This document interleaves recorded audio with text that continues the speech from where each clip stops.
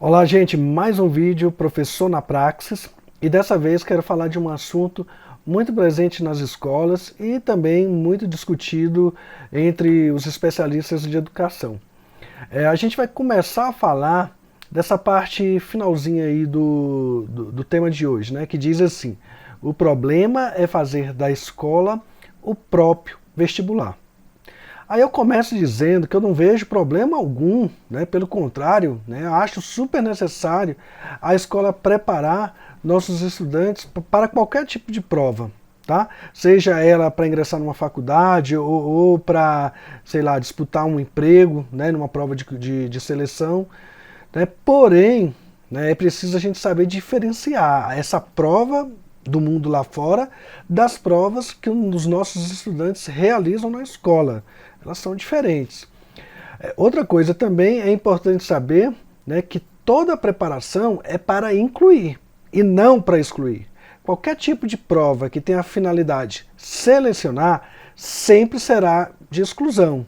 Retira-se os ruins e ficam-se os bons.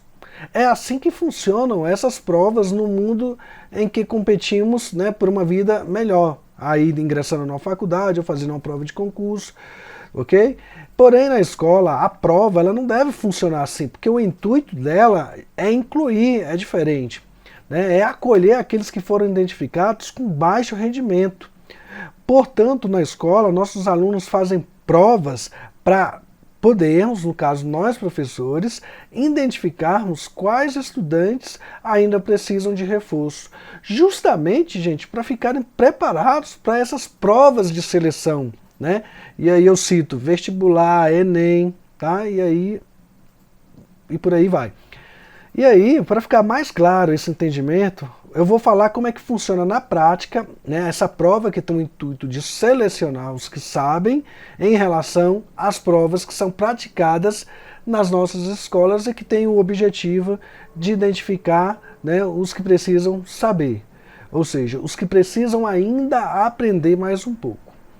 Então, olha só, veja bem, no vestibular a prova é corrigida por uma máquina.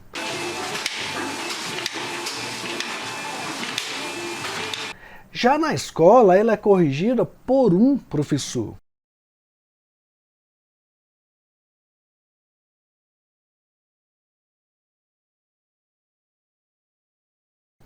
No vestibular, não interessa se você errou, mas sabia. Assim como não interessa se você não sabia, mas acertou no chute uma questão. Nesse caso, o vestibular vai considerar, né, que você sabia, porque o que importa é se o seu gabarito bate com o deles. Então ele ia considerar. Já na escola, né, interessa saber por que você errou. Foi por falta de atenção ou foi porque não sabia mesmo? E olha só, gente, até o seu acerto, né, interessa saber. Você acertou porque aprendeu ou porque colou do colega ou porque chutou a resposta? Para a prova da escola, o seu erro, o erro do estudante, né, se foi por falta de atenção, eu, professor, não posso dizer que ele não aprendeu, entende? Então, na prática, né, eu não poderia colocar errado numa questão alegando que ele não havia aprendido. Aí alguém poderia perguntar, tá, mas a questão está errada. Se eu coloco certo, né, o aluno ou até o pai irá pensar que está correto de fato. Pois é, mas olha só, não esquecemos que na escola nós somos professores e interagimos com o nosso aluno. Não é igual o vestibular, né, que apenas registra a quantidade de erros e acertos e divulgam resultados e pronto.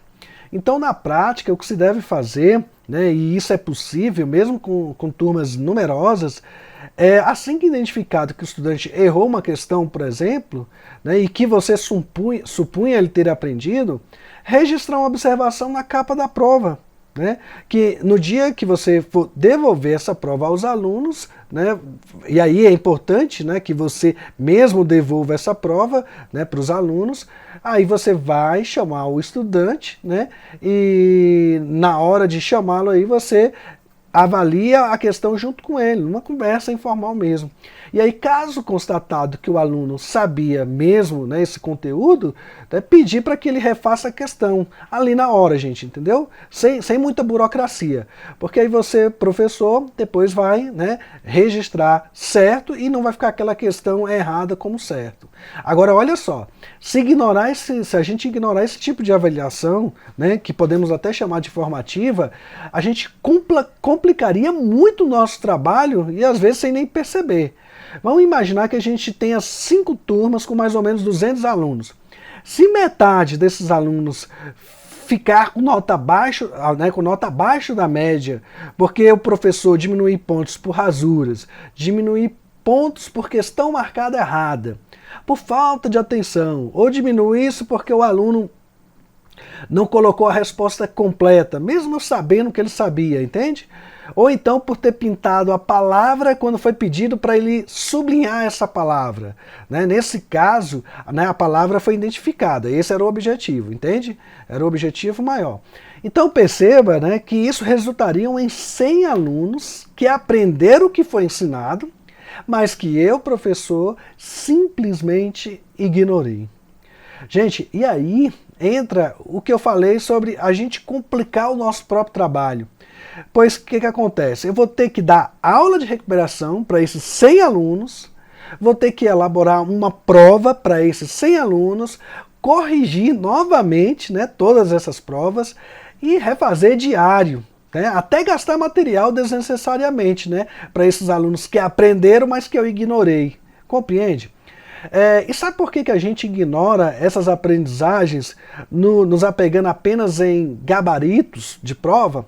Porque a gente, sem refletir na nossa prova, na nossa prática, aliás, né, nos condicionamos a corrigir nossas provas igual são corrigidas as provas de seleção, né, as provas de vestibular, por exemplo, que tem um objetivo diferente do nosso, porque o nosso é identificar fragilidades. Essas outras provas é identificar quem já aprendeu e eliminar quem não aprendeu. Agora veja uma situação bem interessante, né, e que talvez nunca paremos para pensar. No vestibular, se você rasura a folha-resposta, já era, não tem como reparar o erro, não é verdade? Mas será que já paramos para pensar porque não podemos rasurá-la corrigindo o erro, né, e marcando a certa? Ou então porque que a gente não recebe uma outra folha? Gente, se pararmos para pensar, né, a gente vai ver que isso não acontece simplesmente por questão de logística mesmo do próprio vestibular, e não porque eles não querem de fato, entende? Diferente da escola, que tem N formas aí para contornar essa situação, inclusive partindo do professor em sala de aula, que pode dar uma outra prova ao aluno, né, que pode levá-lo para uma outra sala para terminar a prova, caso ele não tenha concluído no tempo programado, que pode, né, lhe dar uma outra prova para transcrever novamente aquelas respostas que ele errou quando foi preencher o que a gente chama de gabarito, né, que pode procurar entender a rasura do aluno ou chamá-lo para, né, explicar o que ele quis dizer com sua resposta ilegível. Né? Agora, olha só, imagine o vestibular querer fazer o que a gente pode fazer e não fazemos. Não tem como. Até porque quem corrige as provas são máquinas eletrônicas, essas provas de vestibular e concurso. Mas mesmo assim, olha que interessante. Olha só que interessante, os vestibulares eles procuram cada vez mais aperfeiçoar nesse ato de examinar para classificar os que sabem e os que não sabem. Como? Investindo em questões bem elaboradas, pelo menos é o máximo que eles podem fazer, né, para identificar o candidato que realmente domina um determinado conhecimento, entende? Enquanto isso, nós enquanto escola, desperdiçamos tudo que está ao nosso alcance, né, para bem avaliar, como se estivéssemos, sei lá, cegos à nossa prática. Para vocês terem uma ideia, olha só, o Enem, muito preocupado em obter resultados, né, os mais fidedignos possíveis em relação a uma questão correta, né, refletir de fato que houve aprendizagem, adota em suas provas um modelo matemático chamado TRI, que é Teoria de Resposta ao Item, ou TRI. E a principal característica desse modelo matemático, gente, é tentar diferenciar um aluno que obteve nota no chute de outro que não chutou, né, com a intenção de identificar de fato o aluno que sabe. Veja bem o esforço que eles já empregam quando a gente tem muito mais possibilidade. E aí percebam um absurdo. A escola pode fazer, né, o que o vestibular não pode para identificar aqueles estudantes que realmente aprenderam. Por exemplo, o aluno que errou por falta de atenção, mas sabia. O aluno que na prova errou, mas que eu, professor, sabia que ele sabia, por conta da participação do aluno em sala de aula. Então, temos ao nosso alcance, né, várias formas de empregarmos qualidade ao nosso trabalho. Mas ainda, não sei por qual motivo, não as reconhecemos, entende? E aí, veja um exemplo, né, de um outro absurdo, que é quando devolvemos a prova para nosso aluno e um deles vem e diz assim: poxa, professor, eu sabia essa, ó, que vacilo. Aí a gente, sem sentido nenhum, né, dizemos a ele, pois é, não vacile, e já vá aprendendo, porque no vestibular errou, já era. Quando a atitude a ser esperada era o professor dizer assim, gente: opa, sério? Você sabia mesmo a questão? Aprendeu mesmo aquilo que eu ensinei? Poxa, então daqui a pouco me procura, quero saber mesmo se você aprendeu. Aí, né, acaba mudando a nota da prova dele. Então é totalmente contraditório, gente, a postura do professor que age, né, diferente disso. Porque olha só, quando ele aplica uma prova, é justamente com o intuito de identificar quem aprendeu. Então não faz sentido, né, ignorar o que o aluno está lhe dizendo em relação a ter aprendido. Na prática, uma dica boa, né, gente, é atender o aluno no momento em que ele nos aborda. E junto com ele retomar a questão e fazer uma avaliação oral. Né? Muitas vezes isso é bem rapidinho, é bem tranquilo. E aí você questiona o que ele sabe, entendeu? E aí você rubrica a questão identificando que ela foi revisada por você, ok? Por quê?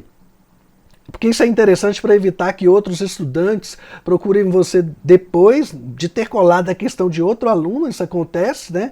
Falando que você, professor, errou, né, a correção da prova dele, entende? É até esse motivo de alguns professores também orientarem nos cabeçalhos das provas, né, os alunos a não rasurarem. Mas assim, particularmente eu não gosto dessa orientação e nunca coloquei nas minhas provas, porque ela inibe a autonomia do aluno rasurar uma questão que errou sem querer e que ele quer identificar a que seria correta, tá entendendo? Pois é. Gente, olha só, vocês estão percebendo que é totalmente descabível, então, comparar a dinâmica das escolas com a dinâmica de vestibular e de provas de concurso? E aí, só para fechar, vou dar um outro exemplo bem bacana sobre isso tudo que eu falei. Olha só, vejam bem, faz sentido você pagar uma autoescola para aprender a dirigir e ter que pagar multa pelas infrações que cometer no trânsito? Não faz, né?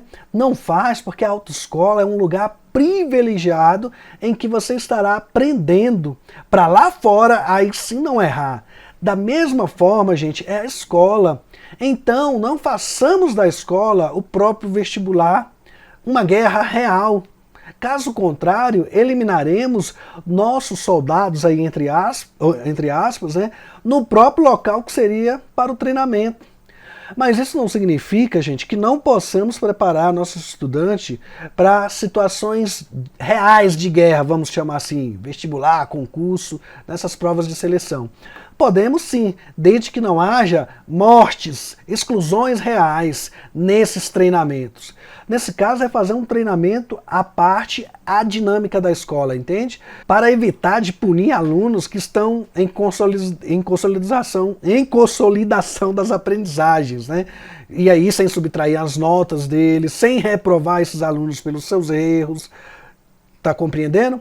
Então, olha só, é um treinamento mesmo bem sistematizado, por exemplo, né, se você preparar a sua turma para o vestibular, ensinando que naquelas provas em que uma certa anula uma errada, por exemplo, o vestibular da UNB, que se a gente marcar uma questão errada, é melhor fazer outra marcação para anular essa questão e aí ela não descontar ponto de uma outra questão que você acertou. Pois é, se vamos preparar nosso aluno para o vestibular, então ó, vamos preparar de verdade, trabalhando a questão do tempo, da atenção, da concentração, inclusive de como chutar a resposta se não tiver outra saída. Mas só não esquecendo, né, eu falei agora há pouco, que no Enem o chute pode prejudicar por conta do TRI, tudo bem? Lembra? Aquele modelo matemático? Então é isso, gente, e até a próxima!